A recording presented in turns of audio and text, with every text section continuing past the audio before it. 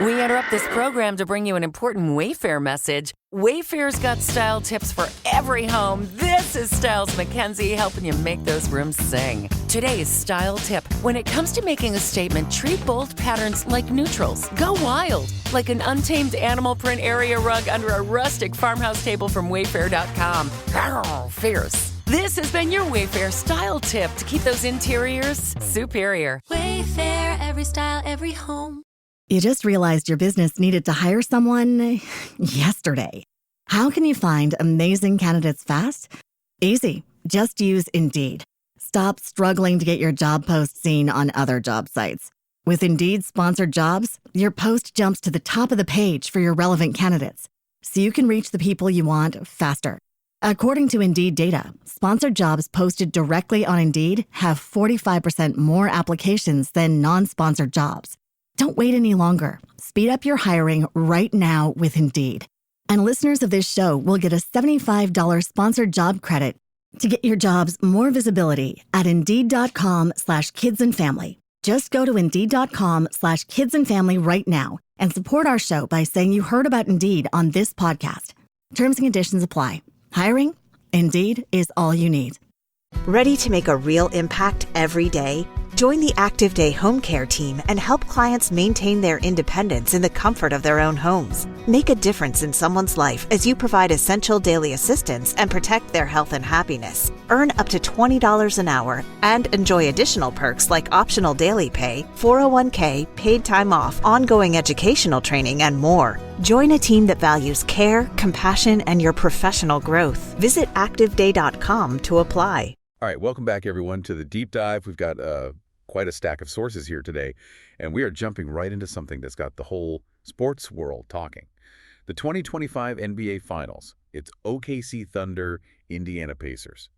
Two really young, exciting teams going at it. Yeah, and our goal today, our mission with this deep dive is basically to sift through all these reports, the stats, everything you've gathered, and really piece together the story of this series, especially focusing on that absolutely critical Game 5. We want to unpack what it means for the championship now, heading into Game 6. It's been such a compelling matchup, hasn't it? A lot of energy, a lot of swings.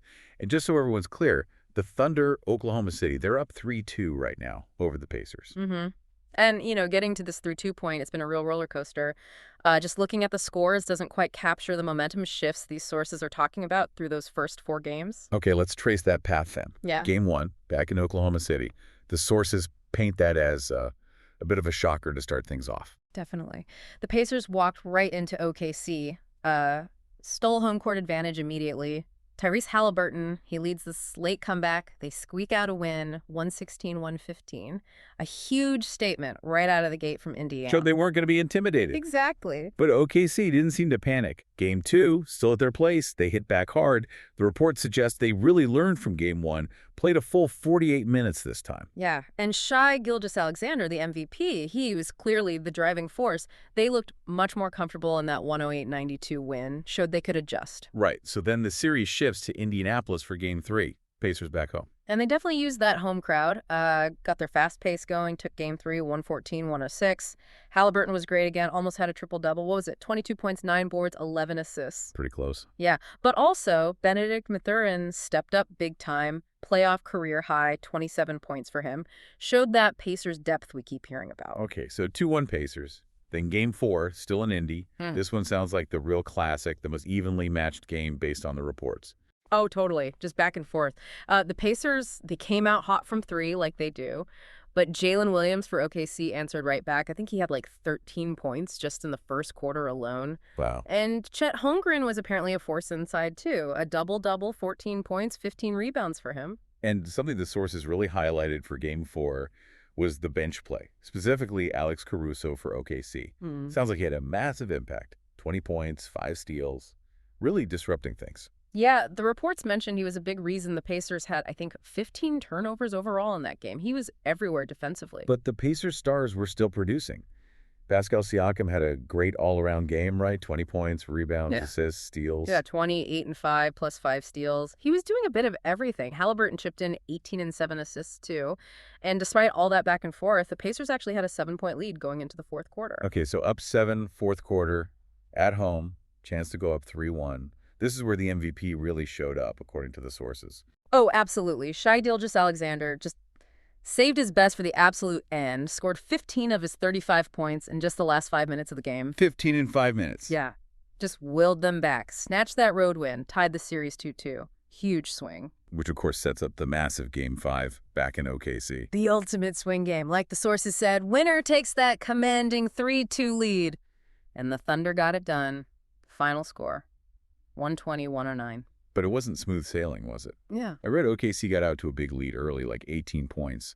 Looked like maybe a blowout. It did for a bit, yeah. They came out really strong. But these Pacers, their resilience is, it's become their calling card this postseason. The sources keep bringing this up. They had 5 wins coming into this game after being down 15 points or more. That's apparently unmatched in playoff history. Incredible. So, yeah, they weren't just going to roll over down 18. They fought back. And they fought back even with their main guy, Tyrese Halliburton, really struggling in Game 5. His stat line was, well, very un-Halliburton, like 4 points, 0 field goals made. Yes, 0 for 6 from the floor. 0 for 4 from 3. He did grab 7 rebounds, dish out 6 assists, but offensively just not there. And the reports indicated he aggravated a leg issue maybe in the first quarter. He just didn't look right. His coach, Rick Carlisle, basically confirmed it after the game. Yeah. There's a quote in the sources. He just said, he's not 100%.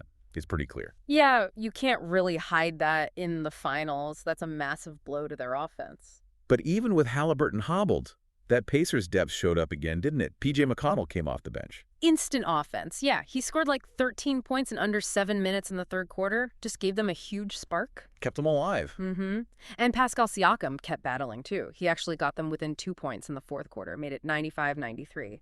He said something after the game, it's quoted here, "It kind of went away from us, but the fight was there, and you definitely saw that fight to get back into it." But this time, unlike Game 1, OKC had the finishing kick.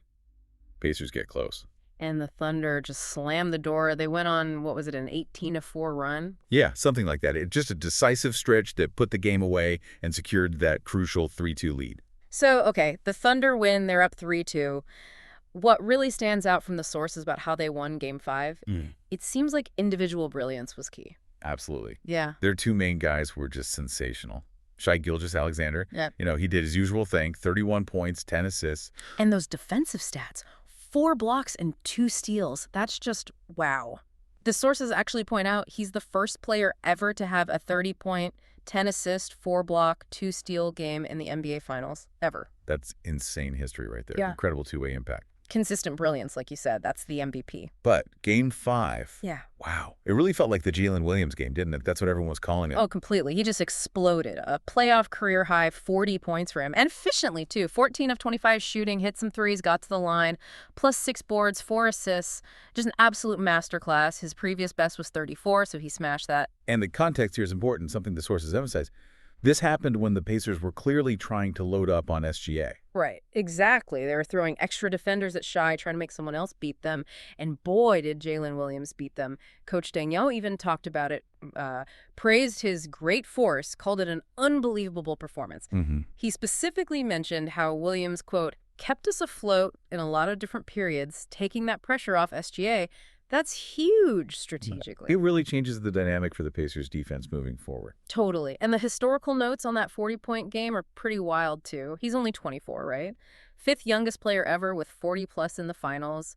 Joins guys like Magic, Westbrook, Booker, Kyrie. Elite company. And get this, some reports highlighted that scoring 40 in a finals game is something legends like Larry Bird, Hakeem Olajuwon, Karl Malone, Kawhi, Dirk, they never actually did it in the final. No way, really? Yeah, puts that Game 5 performance from Williams into some serious perspective. So you've got SGA being historically consistent. That was his 15 30-point game this postseason. Puts him up there with names like Kobe, Hakeem, MJ for that kind of playoff scoring run. And now you pair that MVP-level play with Jalen Williams proving he can drop 40 on any given night in the finals. That's the scary thing for Indiana. That Thunder offense just looks incredibly dangerous now. It's not just the SGA show anymore. Let's touch on the coaching, too, because the sources give them credit. Mark Daigneault for OKC, he's getting praise for more than just developing young talent. It's the in-series adjustments, too. Yeah, definitely. Reports mention his focus on versatility, keeping the team grounded, but also his willingness to try things, like giving Alex Caruso those extended minutes in Game 4 that paid off so well defensively. He's not afraid to tinker. And on the other side, Rick Carlisle. He's got the Pacers playing that fast, deep style. Right, and you see his leadership in how they keep fighting, even with Halliburton clearly hurting. It's interesting seeing the team constructions clash, OKC's young stars plus defenders versus Indiana's pace and deep rotation. How they match up in Game 6 is key. Okay, so let's look ahead. Thunder up 3-2. They head back to Indianapolis for Game 6. And the history here, the sources are pretty clear. Teams winning Game 5 when tied 2-2 in the finals, they win the whole series 74% of the time. 74%. That's quite a number. 23 out of 31 times, historically. Yeah, it shows how big that Game 5 win really was. Huge momentum shift, puts all the pressure on the team that lost. So Game 6 details. Thursday, June 19th, 8:3 p.m. Eastern, 7:30 Central. It's on ABC, back at Gainbridge Fieldhouse in Indy. For the Thunder, this is it. Their chance. Win one more game and they are NBA champions. First time since the team moved to OKC, first franchise title since 1979 with the Sonics. Wow. So what do they need to do? Just keep doing what they did in Game 5? Pretty much seems like it. Keep up the defensive pressure. Rely on SGA and Jalen Williams to carry the offense. If those two play like they did in Game 5, it's going to be tough for Indiana. And for the Pacers, it's simple, isn't it? Win or go home. Absolutely do or die. On their home floor, they have to find a way to regroup fast after that Game 5 loss. The huge question mark is Halliburton's health. Can he be more effective? Even if he's not 100%, how much can he give them? And they have to find an answer for slowing down both SGA and Williams now. They can't let both go off. Mm-hmm. Defend home court, try to force a Game 7 back in OKC. You just know that building in Indianapolis is going to be absolutely electric. The crowd will be trying to will them to a win. Man, it's been great digging through these sources. You really get a clear picture of the story, the key players, the strategies playing out in these finals.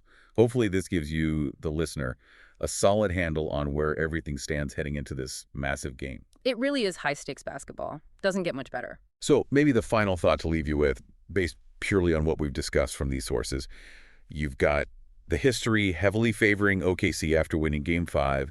You've got the major question about Halliburton's health for the Pacers. Can Indiana possibly summon that incredible resilience one more time? The resilience they've shown all playoffs to protect their home court and force a Game 7. Or is this Thunder duo of SGA and Jalen Williams now fully unleashed, just too much firepower for the Pacers to handle on the road to the title? If you're a lineman in charge of keeping the lights on, Grainger understands that you go to great lengths and sometimes heights to ensure the power is always flowing, which is why you can count on Grainger for professional-grade products and next-day delivery, so you have everything you need to get the job done. Call 1-800-GRAINGER, click Grainger.com, or just stop by. Grainger, for the ones who get it done.